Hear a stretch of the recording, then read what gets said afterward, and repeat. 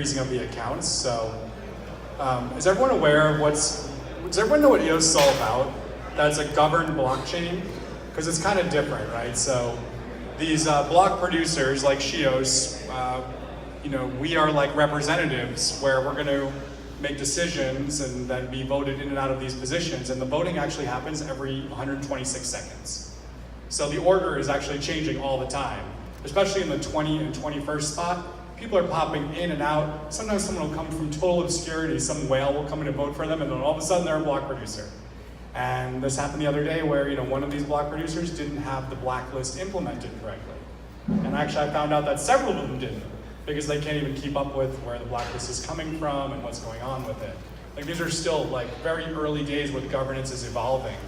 And the idea is that the block producers themselves, we are not supposed to be making any decisions actually.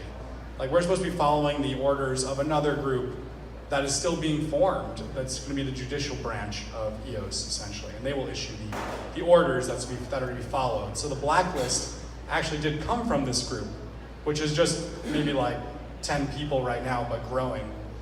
And this group went and investigated these addresses. People reached out to them from an EOS 911 group because their tokens they knew were stolen. They'd been phished during the crowd sale or at some point when they were voting, and someone was unstaking their tokens, which means they could transfer them out and take them. And what they did was they filed a request with ECAF to have their accounts frozen until they could be investigated. So it was just like, hey, let's just stop for a second and prevent these from going anywhere. And let's take a moment to figure out what's actually happening here. And that's one of the things that EOS can do that the other blockchains really, there's maybe a few that can do some things like this, but EOS is coming in really strong with this idea of like, well, we're gonna have arbitration. We're gonna have an independent organization that's not even related to block producers, that's not related to block one, judging these cases and investigating them.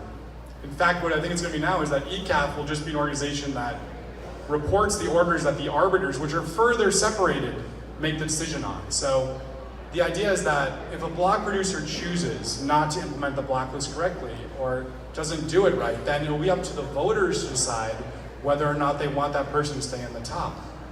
Now, there might be in the future some way for block producers to block one another, and there might, who knows, that might create forks or divisions within EOS, but I think right now everyone's aligned to following the orders. What we're concerned with is we want those orders to be on-chain. We don't want a PDF that was distributed on some chat somewhere that has a bunch of orders in it, and then the guy who's behind Cardano is tweeting some other list with bunch of other fake accounts on it, like to try to blow EOS up.